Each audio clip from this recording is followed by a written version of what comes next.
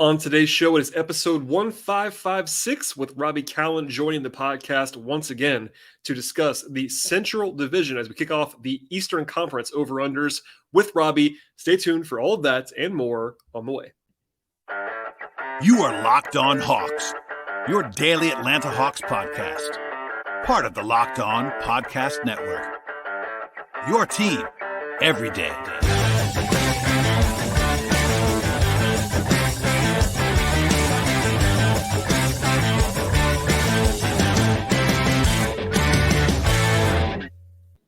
Hello, friends. Welcome back to the Locked On Hawks podcast. I am joined once again by Robby Kalland, who is here to discuss the first of our three Eastern Conference divisions. Robby, welcome back.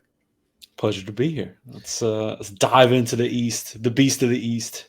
If you missed anything, the Central Division. If you missed anything, by the way, we've done 3 episodes on the West, division by division. They should be in your podcast platform of choice. But without further delay, as we attempt to breeze through these, the Milwaukee Bucks at the top of the Central Division, 53.5 wins, according to our friends at FanDuel. They do have the most juice of any team that I have seen. The under is minus 144 right now at FanDuel. So people like the under right now at this current number, Robby. No huge changes. Malik Beasley is there, which I almost forgot, to be candid with the audience. Yep. They bring in Robin Lopez, first round pick Andre Jackson. They lose Javon Carter, who I know you and I love, Joe Ingles, and Hawks legend Wes Matthews, no longer with Milwaukee either. They won 58 games last year. That's a lot of wins, given that Chris Middleton played exactly 33 games. But they also overachieved violently, according to their point differential, which was like 51-ish. And I know you will join me in this, Robby. The big question that I have is not player-related. It is Mike Budenholzer is not the coach anymore. That's correct. Yeah. Adrian Griffin in town. Bud, for all of the playoff faults, was maybe the best regular season coach in the NBA. Certainly on the short list. And has been for a decade. Going back to his time with the Hawks, I mean, he got 60 wins out of the Hawks. I lean under. I wouldn't bet it with minus 144. Minus 144. Hey, listen, we love our folks at FanDuel. All that tells us is that they have some real money on the under somewhere. I'll tell you that. Yeah. It was 52.5 when I first did this exercise a couple weeks ago, so it's moved, but obviously they don't want to move it back down, but clearly they're incentivized not to move it because they don't want to get middled, which is what that is. Somebody hit it pretty big though when it moved up. I mean, look, here's the thing with Milwaukee's. I think their depth is a little shakier than it's been. Javon Carter was really good for them in the regular season. He gave them they basically had 48 minutes of good point guard play, which they don't anymore. Like when Drew Holiday is not in that lineup, I don't know who runs the offense. And it's not like Javon was, some great, point god, like getting everybody set up, but he's a competent point guard and particularly a very good defender. So they always had good point of attack defense, which is kind of the thing they hang their hat on, is they're just going to be one of the top 5 defenses in the NBA every year because they have Drew, Giannis, and Brook Lopez, who all 3 of them get Defensive Player of the Year cases made for them almost every year. Holiday by basically everybody he plays against. Like Holiday is like the player's choice for best defender in the NBA, and then Giannis and Brook get the love from everybody else. And rightfully so, but like having Carter behind Holiday gave you 48 minutes of great defensive guard play, which they will not have anymore. And I'm curious to see how that works. I'm curious to see what Adrian Griffin tries to change, because Giannis historically does not like change. He did not like when Jason Kidd got fired, and Jason Kidd was a bad basketball coach. That's correct. At the time, and might still be, but like, he didn't like that change. Giannis doesn't like when things change, and I'm fascinated to see how that whole dynamic works. Like, it's not to say that I don't think it can work, but I think there is reason to want to change things and to want to open up the offense more and to want to do more things, because come playoff time, we've seen that they really need to have some more options offensively. But in the regular season, that might cost them wins, right? Like that's the type of thing where when you start remember the year that they won the title, they actually, I think they went under their win total. It was way higher, but I think they went under their win total because that was the year they were kind of tinkering with stuff. Yep. I think that happens again this year, and I think it's going to cost them a couple wins because if they're like trying out some new stuff in high leverage situations, that tends to lead to some bad outcomes as you're working into the confidence level. I lean under. I will not bet it at minus 144. I know that. Yes. But obviously, and then also like it's a little scary just because if Giannis plays a whole season, they can very easily go over this. Yes. Just because he's that good. We saw it last year. Chris played 33 games. And they won that many. And so I guess the big questions are, Brook Lopez was crazy healthy last year, despite the fact that he missed so much time the year before with the back. Like, he was super healthy and was runner up for Defensive Player of the Year or top 3. And so he is irreplaceable for them because their next big is Bobby Portis, who does not do the same things.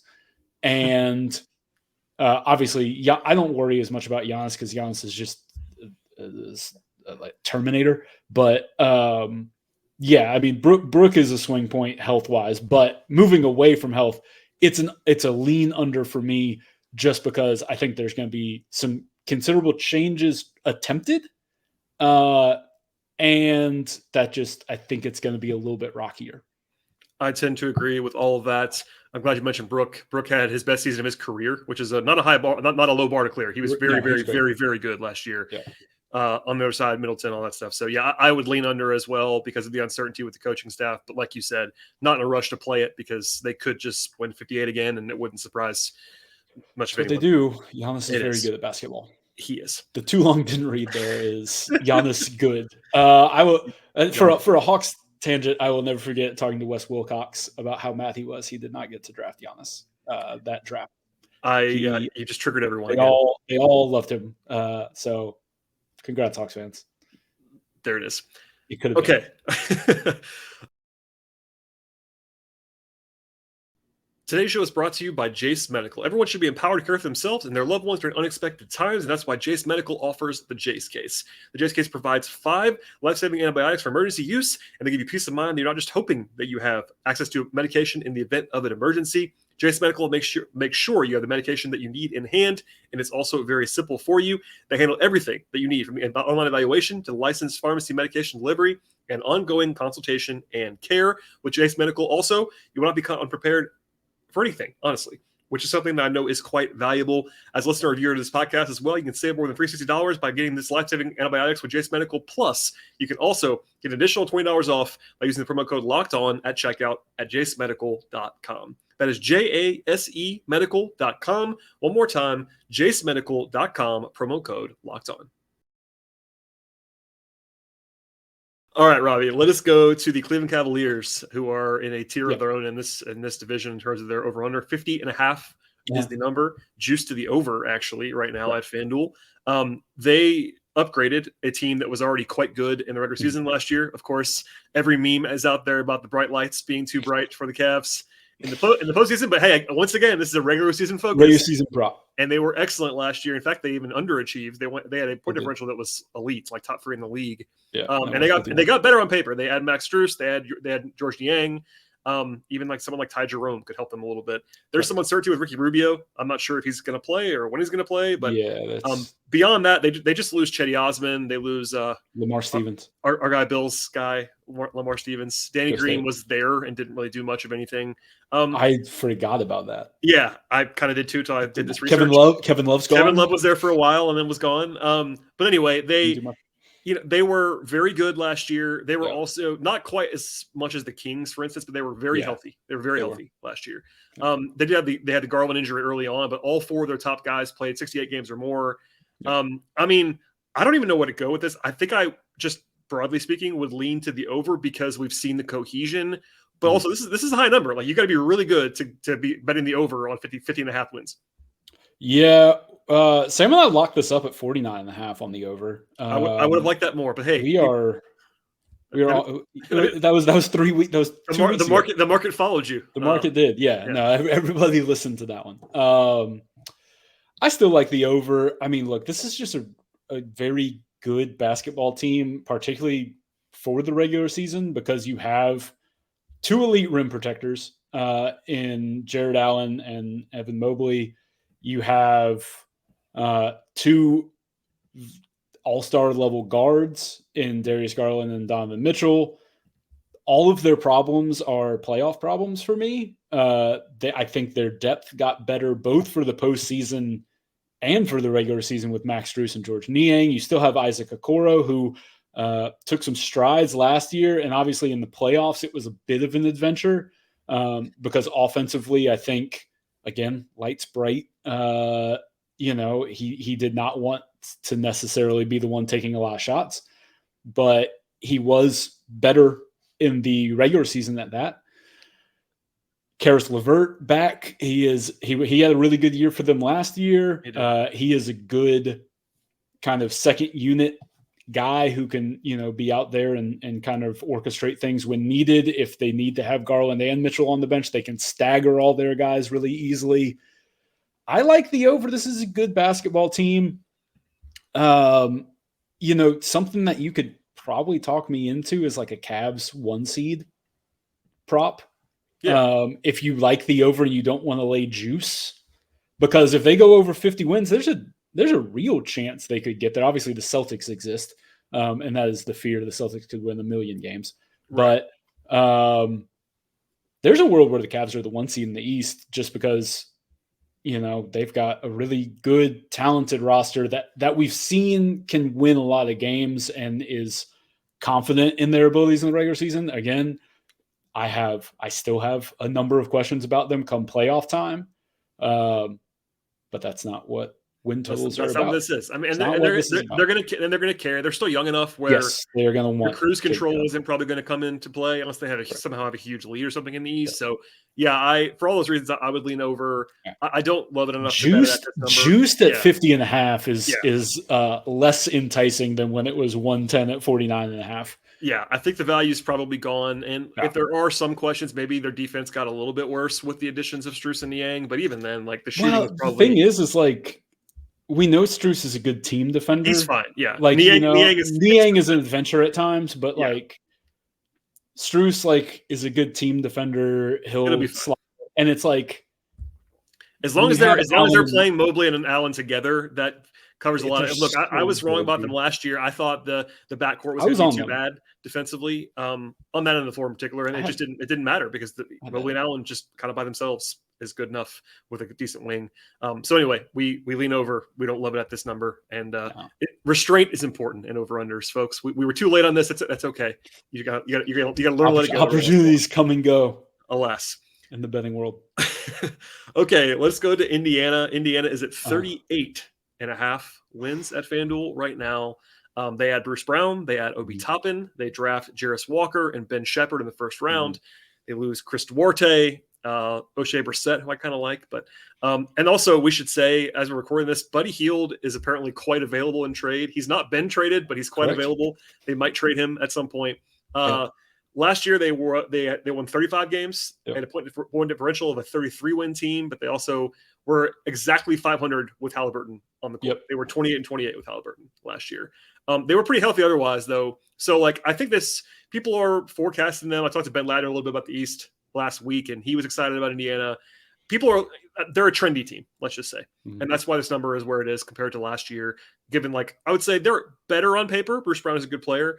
Obi Toppin is a guy you can kind of take or leave depending on what you think about him. But defensively, I still don't really know what's going on here, but what do you make of the Pacers?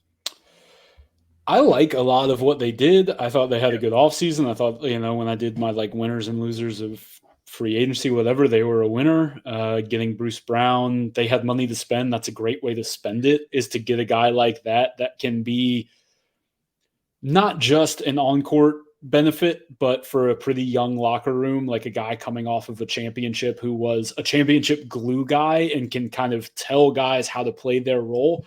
I think that's a unique thing that they will get out of him is it's one thing to sign a guy who has a championship. It's another to sign a guy who had to play kind of every possible role that you can on that Nuggets team and can kind of be the guy who says, no, you just got to do this. Like if you want to win, and he has some backing, like when he talks to a Ben Mathurin or an Andrew Nemhard or even the Halliburton or all these guys, and he can kind of say like, if you want to win, like you need to be able to compartmentalize and to, embrace this. And it carries maybe a little more weight. I think all of that's great. I like the Obi Toppin trade. That was a buy low for a guy who fits how they want to play.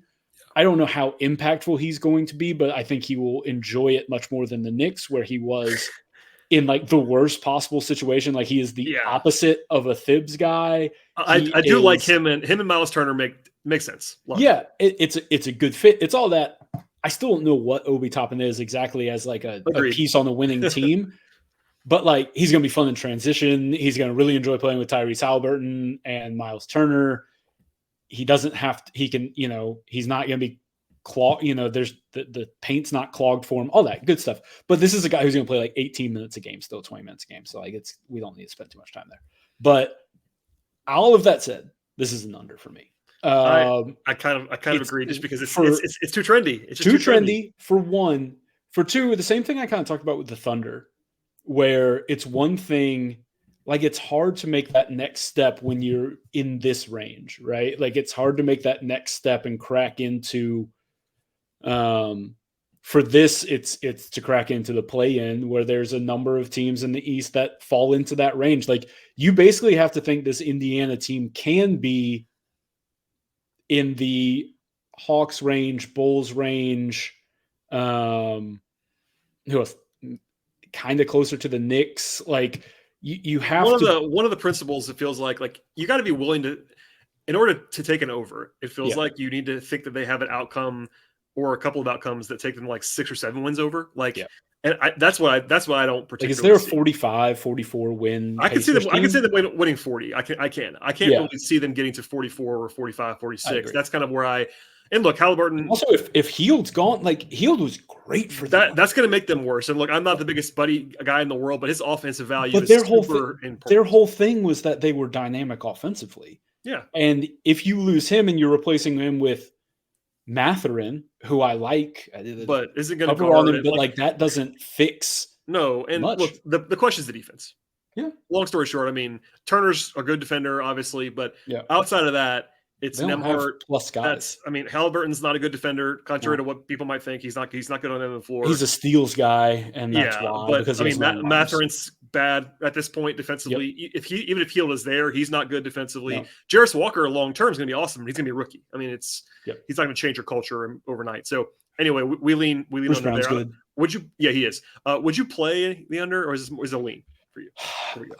You could talk me into a play on that 38. I think it was closer to a lean at 37.5 when I did it earlier, but 38.5, like I think I would be willing to play that. And again, it's funny because like I like that team. It's the same thing with OKC, where I'm like, I like this roster. I like the long-term outlook. Agreed. I think we are over projecting, and my whole thing about linear. It's true, and they were healthy last year outside of Halliburton, and even that he didn't miss that many games. He missed 26 games, so that's a very normal thing that would happen. So yeah, we're going under on the Pacers in collective.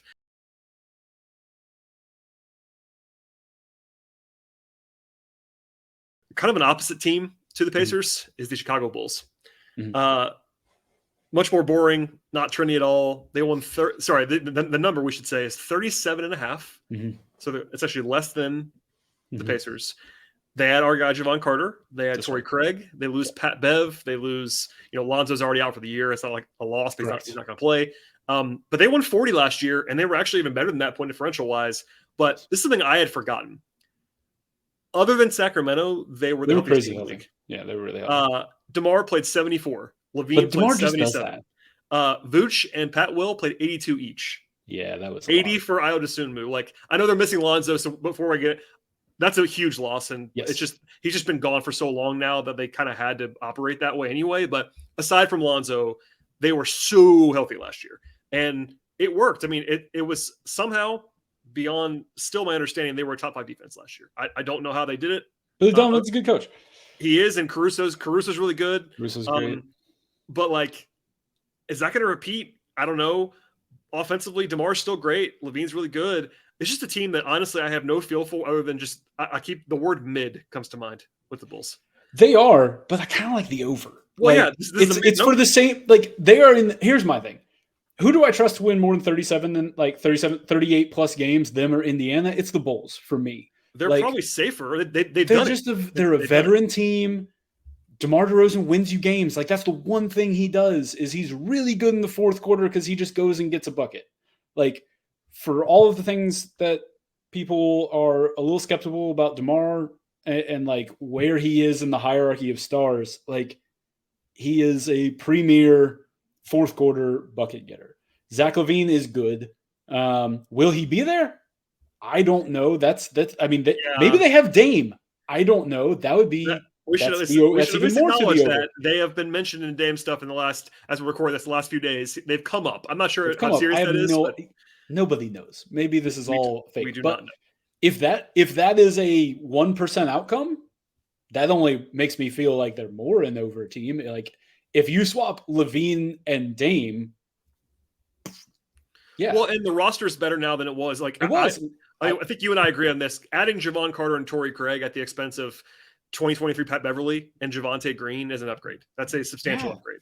Javon was really good. He was. He fits. I already talked about that. He also fits there. Him and Caruso could just wreak havoc. The thing that I said about Milwaukee having 48 minutes of great guard defense, and now they lose Javon. Chicago now is the team that has that. They have honestly, I think Carter and Caruso are two of the 10 best guard defenders in the league. Mm-hmm. Like, that's not a small. I mean, I know that LaVine is not great and DeMar isn't great and by the way, DeMar's more of a power forward than he is a guard. Why do we list him as a guard? People know on this spot. I do the rant every year. It blows my mind. If they do it again, I might go to the NBA headquarters. Anyway, I don't like the Bulls. I don't like I don't like their entire oeuvre of what they're doing. Sure. But as far as like wins and losses this year, I would go over as well. Yeah, I would love it. Here's the thing. Again, I don't think this is like a great basketball team, but like if they're healthy and they could win 43 games. If they find religion and sell midseason, then we'll feel stupid and they'll go under. But there has been no indication they have any desire to do any of that. Like if they trade LaVine, they're not trading LaVine for draft assets. Is the other thing that way? Like they're trying to get a guy for him, like and try to maybe make the roster make a little more sense. I don't know. Like I lean over. Just they're not trendy. They're not trendy over. Pacers are trendy under. They're just an ugly basketball team that's kind of decent and like I trust them to be in the hunt for the 9 seed more than some other teams. They're going to try, and the very, very simple pitch is last year, if anything, they were unlucky point differential wise, and they won 40 games a year ago, and they're better on paper right now than they were a year ago. Yeah, now health can change all that stuff, but we both like the over on the Bulls. What a weird place to be. It really is a weird place to be. Weird. I've been on although like this is me like every year. I'm just like Bulls over. Like I don't know why. Like they just have guys and like I think I faded them a couple of times in the recent past, but this is like more and more. It feels like no one wants to be unlike the last couple of years, there's been a little bit of Bulls hype. Sure. There is no Bulls hype right now. None. Which I'm okay with. Let's get in there. Buy low. Buy low on the Bulls. Okay, let's go to Detroit. The last team. And the only team in their tier in this division, the Pistons number right now at FanDuel is 28.5 wins. The juice is on the under to Detroit there. Last year, as we discussed in the Houston section last week, the Pistons were the worst team in the league by wins, 17. That is historically bad. Yeah. They did, of course, miss Cade Cunningham for 70 games. He played 12 games. They also did have Saddiq Bey for 52 games. He's not there anymore, who was one of their better players. They did, yes, Hawks legend. They did get better in the offseason, unquestionably. Even just beyond Cade, they add Monty Morris, who I love. They had Joe Harris, who's an adult. A couple of rookies, Asar Thompson, Marcus Sasser. They didn't lose much. Hamidou Diallo, Corey Joseph, whatever.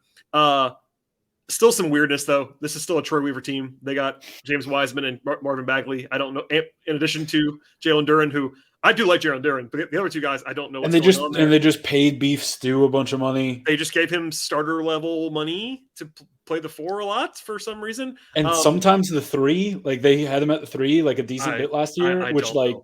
What are we doing? Look, I hate this front. I hate it. I hate everything that's happening with it. Like, I don't hate all the guys on it. No. I just hate the combination of people like on the basketball court. There seems to be no plan. And I've always been very high on Cade. I think that he will bounce back and be good this year. I think Monty Morris, just as an adult, steady hand, is going to help them a ton. Monty Williams is a good coach. Monty is an upgrade for sure. Yeah. I like a lot of things about what Detroit has done. I also still, as you referenced, hate the front court. Are they going to win 12 more games than last year? They could. I would not bet on it. I would have the. It's just like for me, it's like this is a lean under because like I just don't see where you see like a huge leap. Again, like it's Cade. Cade is big, but it's not like they were very good a couple years ago. Like, and obviously they maybe have a better roster now, but like it's just so weird, like to see this kind of a jump in win total. And I guess they didn't want to get that they don't keep, every year we talk about this, but Vegas is they're not going to hang a bad lines as low as they maybe could, You have to be so outlier bad to get a number in the mid to low 20s preseason. So like just for this year, Washington's going to be super low. And that's because they have this roster that, as we'll talk about probably later on, they're almost more weird than Detroit is, but Detroit's just young and, young teams are not good generally. Like even someone like Jaden Ivey. So Jaden Ivey, I like Jaden Ivey. Put up some numbers last year, counting stat wise. He was pretty bad. But he was a rookie. That was to be expected. Like I still like Jaden Ivey the same amount that I did a year ago. Mm-hmm. It's just the fact that he was a rookie guard, and rookie guards are not good. And the other thing is for me is like this is a young team that's going to have to relearn how to do everything again. Like new coach helps, but it's still the thing is it's a new coach for a young team, so there's going to be growing pains there. They're going to be asked to do different things. And it's a young team that's going to have to, like Jaden Ivey's going to have to relearn a totally different role than he played a year ago because now he's playing back alongside Cade. And like what he's asked to do is very different than he was last year playing alongside Killian Hayes. Killian Hayes, I think, played the most minutes for the Pistons last year. Killian Hayes is a longtime favorite on this podcast. But yeah, he was Ivy number 1, but Killian Hayes was number 2. Yeah. So that's not a great backcourt. No. And so like it is an upgrade. I understand all that, but like I just lean under because like how many outcomes do I see of this as a low 30 win team? Not great. Not a ton. They exist, but it's basically Cade's an all-star. Cade makes a leap. Ivy's improved. They figure out the front court, which I don't trust them to. And they keep Bojan, who they could trade at any moment. I don't know if they're going to, but they could trade him. Keep asking for like an unprotected first. Should trade him. Yeah. So that's my thing. They could move if Joe Harris comes out and is shooting that thing.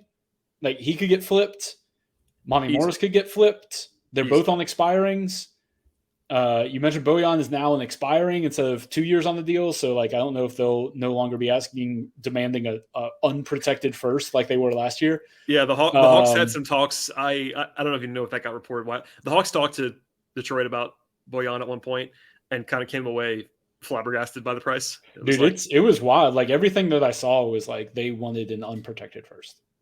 Well, and there was some DeAndre Hunter stuff, and and I get for all the DeAndre Hunter, like he hasn't been great, but like you don't trade that guy for a rental Bojan. No. So it is what it is. So yeah, but anyway, I lean under because 1, sell potential. 2, I think they're going to still be in evaluation mode in that front court, which means lots of minutes for guys I don't think are very good. Mm-hmm. And 3, that's a lot of wins compared to what they did last year, even factoring Cade. they could take a substantial step forward and go under this number. Correct. Also, I just think there's a gap between them and the next team in the East. Like if you're talking about them and Orlando, I think it would be the next team. Well, you got Washington, but I mean, well, no, I'm just talking about them. like that. Washington's below them, but like I'm talking about the next maybe team. Maybe Charlotte. I think Charlotte's better than them. Yeah, I think Charlotte's definitely better than them. Right Charlotte now. and Orlando are pretty comfortably better than them. I'd probably rather be Detroit long term, but I think Charlotte for this year, I'd rather have Charlotte. No question. So we'll touch on that later on. Yeah, but we like the under just because the number it's high. I mean, that makes sense. Like you take advantage. Like they have a lot of young guys that are sexy. People realize they're all top picks and Cade breakout stuff, and I love Cade, so it is what it is. But lean under. Would like to be wrong. Would love to agree. As always, when I take an under, especially on a young team. Would be thrilled to be wrong here because again, I'm not going to bet this, but like I also have lots of as you might imagine, my local tie. I have lots of family and friends that are Pistons fans. I never was a Pistons fan. I have no emotional investment there, but I have a lot of friends that like the Pistons. Same. One of my friends here in Baltimore, big Pistons guy. Pistons to the Lions guy. Bad beat for that gentleman. That's the jam. Anyway. Thank you, Robby, for doing this once again. Yep. Kicking off the Eastern Conference in style with the Central Division.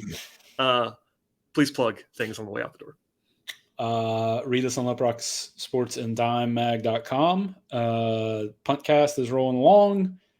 And had a great week. We crushed it. We crushed it. 18-7-2. Love to see it. Winners. Better than my NFL column as we're talking now. So anyway. Was that 2-2? 2-2 pending Monday night. So we'll see how this. Hey, people listen to this. They're going to know what the result of that game was. I don't know what's going on, but thank you, Robby, for being here as always. We'll have at least a couple more of these on the way, including the Southeast at the very end because the Hawks are involved. Please subscribe to the podcast, everybody. Tell a friend about the show. Check out the podcast. Check out UPROXX. Check out Dime, etc. And we'll see you all next time.